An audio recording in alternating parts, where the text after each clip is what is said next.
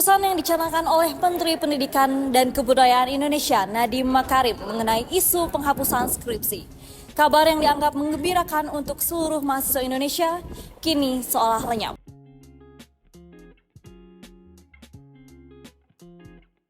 Kami, Krab Media akan mengangkat kembali isu tersebut ditilik dari Universitas Komputer Indonesia.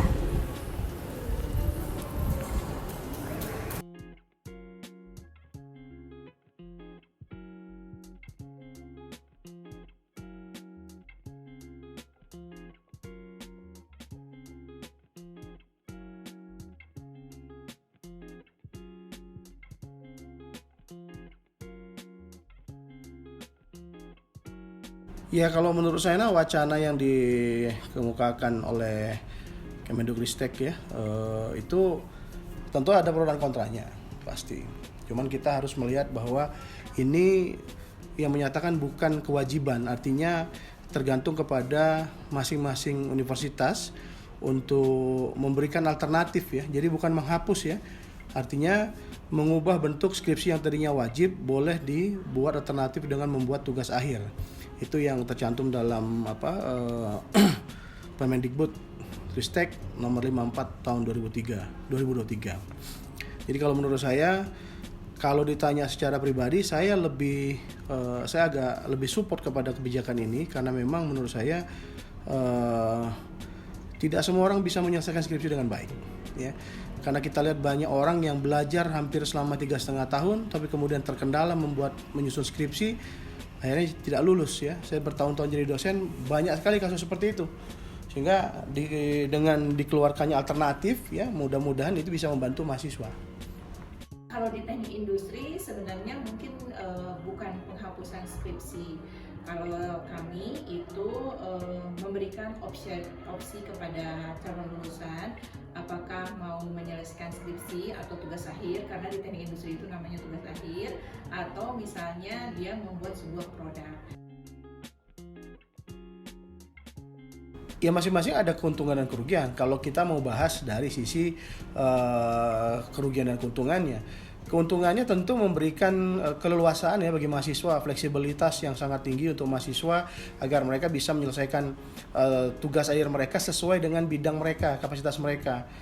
Keuntungannya mahasiswa itu akan lebih cepat selesai gitu. Jadi yang memang di kurikulum itu 4 tahun itu bisa selesai dalam 3,5 tahun karena mereka bisa konversi dari penyelesaian sebuah produk ataupun misalnya membuat sebuah produk atau penelitian yang sudah terpublikasi di jurnal itu dijadikan tugas akhir mereka. Dan kerugiannya tentu kalau kita bicara skripsi itu kan menuntut kita untuk membaca, menyelesaikannya kan. Jadi kalau kita baca jurnal itu kan mendapatkan input masukan, kemudian kemampuan menulis gitu kan.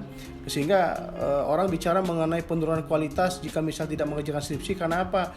Ya karena mungkin tidak membaca jurnal terlalu banyak untuk penyusunan skripsi, tidak menulis karya ilmiah gitu kan ya.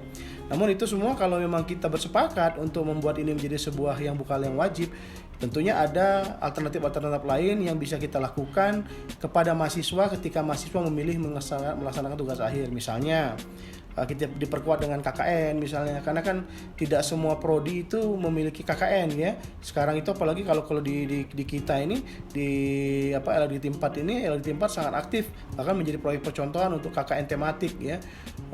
Kalau kemarin namanya Perguruan Tinggi Mandiri Membangun Desa P2DMD. Artinya banyak cara lain yang bisa kita buat agar anak-anak ini tidak kehilangan skill menulis dan membaca ya.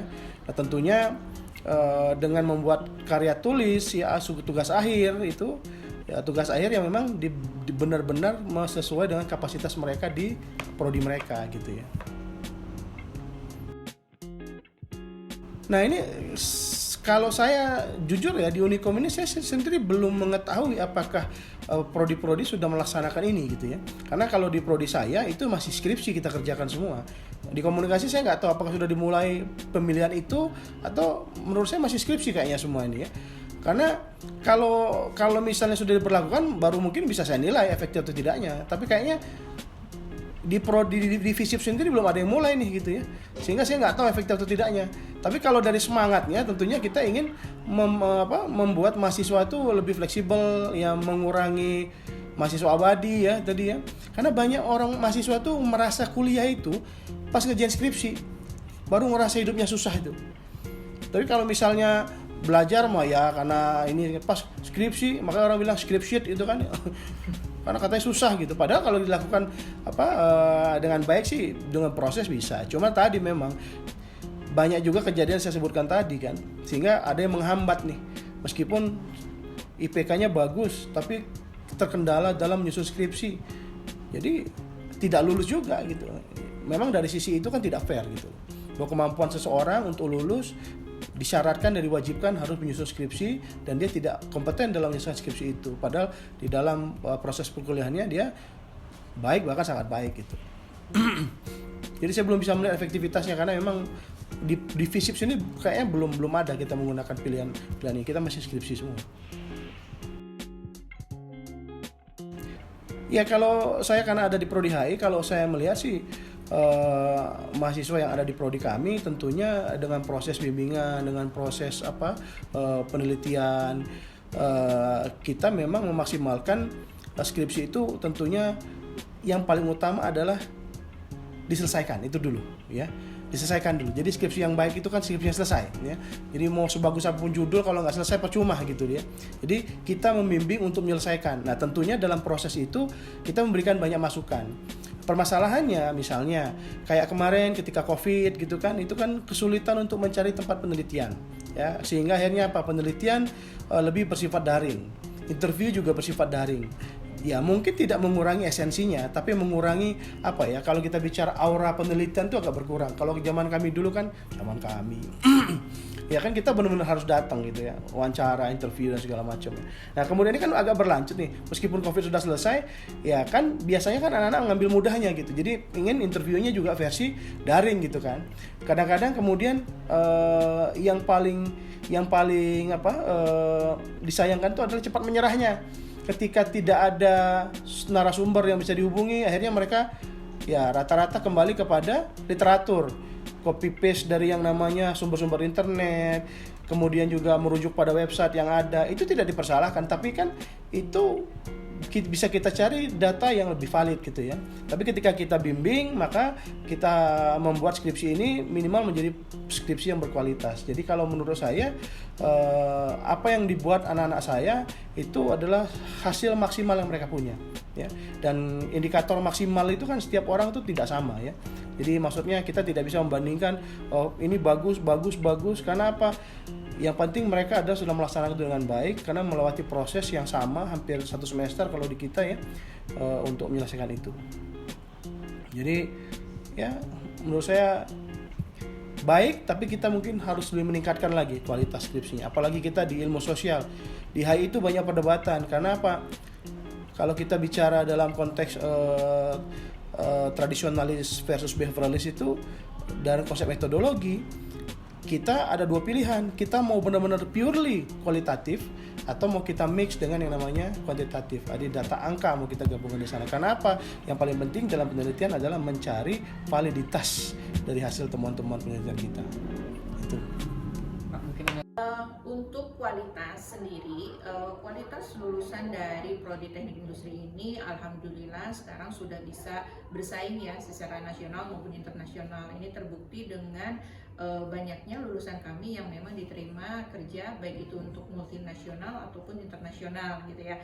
Nah terkait dari tugas akhirnya, mereka bahkan membuat tugas akhir ini mempunyai tugas akhir yang berkualitas, bahkan tugas akhirnya itu bisa dipublikasikan di jurnal-jurnal yang terindeks Scopus gitu. Nah itu yang membuat penelitian tugas akhir mereka itu menjadi berkualitas.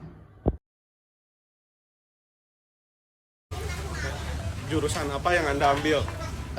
DKV, Desain Komunikasi Visual. Semester berapa Anda sekarang? Semester 7. Semester 7 berarti sudah mendekati ke tugas akhir gitu ya. Apa yang akan Anda ambil sebagai syarat kelulusan Anda? Skripsi atau tugas akhir? Tugas akhir. Alasan Anda mengambil tugas akhir itu apa? Nggak keterima judul skripsi.